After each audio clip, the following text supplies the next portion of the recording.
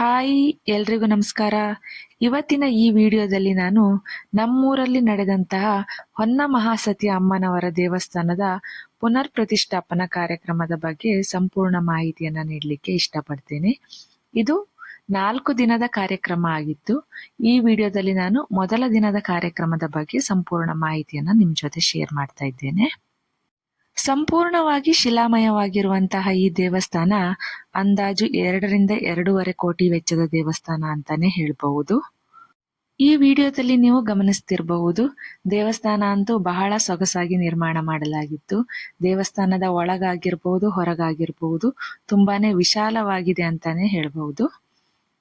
ಇನ್ನು ದೇವಸ್ಥಾನದಲ್ಲಿ ಕುಳಿತುಕೊಂಡು ಓದುವಂತಹ ಮಕ್ಕಳಿಗೆ ತುಂಬಾನೇ ಅನುಕೂಲಕರವಾಗಿದೆ ಈ ದೇವಸ್ಥಾನ ಅಂತಾನೆ ಹೇಳ್ಬಹುದು. ಯಾಕಂದ್ರೆ ದೇವಸ್ಥಾನದ ವರಾಂಡ ತುಂಬಾನೇ ಚೆನ್ನಾಗಿ ನಿರ್ಮಾಣ ಮಾಡಲಾಗಿತ್ತು. ಮೊದಲ ದಿನ ಪುನರ್ ಪ್ರತಿಷ್ಠಾಪನೆಗೆ ಏನೆಲ್ಲ ಬೇಕು ಅಂತ ಹೇಳಿ ವ್ಯವಸ್ಥೆನ ಮಾಡ್ಕೊಳ್ತಾ ಇದ್ರು. ದೇವಸ್ಥಾನದಲ್ಲಿ ಕಲ್ಯಾಣಿ ಕೂಡ ತುಂಬಾನೇ ಚೆನ್ನಾಗಿದೆ, ಈ ವಿಡಿಯೋದಲ್ಲಿ ನೀವು ಗಮನಿಸಬಹುದು. ಮೊದಲನೇ ದಿನ ಹೋಮ ಹವನಗಳನ್ನ ಹಾಕಿ, ಹಾಗೆ ದೇವರ ವಿಗ್ರಹಗಳನ್ನ ಅಥವಾ ದೈವದ ವಿಗ್ರಹಗಳನ್ನ ರೆಡಿ ಮಾಡಿ ಇಟ್ಕೊಂಡಿದ್ರು. ಯಾಕಂದ್ರೆ 2ನೇ ದಿನ ಪುನರ್ ಪ್ರತಿಷ್ಠಾಪನಾ ಕಾರ್ಯಕ್ರಮ ಇತ್ತು. ಹಾಗೇನೆ 4 ದಿನಗಳ ಕಾಲ ಕೂಡ ಭಜನಾ ಮಂಡಳಿಯವರಿಂದ ಭಜನೆ ಕಾರ್ಯಕ್ರಮ ಸರಾಗವಾಗಿ ನೆರವೇರ್ತಾ ಇತ್ತು. ದೇವಸ್ಥಾನದ ಪಕ್ಕದಲ್ಲೇ ಸ್ಟೇಜ್ ಅನ್ನ ಹಾಕಿ ಭಜನೆ ಕಾರ್ಯಕ್ರಮಕ್ಕೆ ಹಾಗೇನೆ ಮಕ್ಕಳ ಮನರಂಜನಾ ಕಾರ್ಯಕ್ರಮಕ್ಕೆ, ಯಕ್ಷಗಾನಕ್ಕೆ ವ್ಯವಸ್ಥೆನ ಮಾಡಿದ್ರು.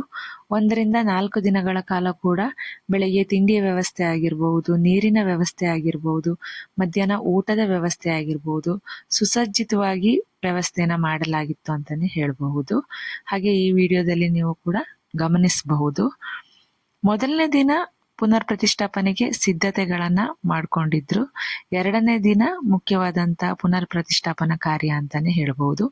ಈ ವಿಡಿಯೋ ನಿಮ್ಗೆ ಮೊದಲನೇ ದಿನದ್ದಾಗಿದೆ. ಮುಂದಿನ ವಿಡಿಯೋದಲ್ಲಿ 2ನೇ ದಿನ ಕಾರ್ಯಕ್ರಮದ ಬಗ್ಗೆ ವಿಶ್ಲೇಷಣೆಯನ್ನ ನೀಡಲಿಕ್ಕೆ ಇಷ್ಟಪಡ್ತೇನೆ. Thank you.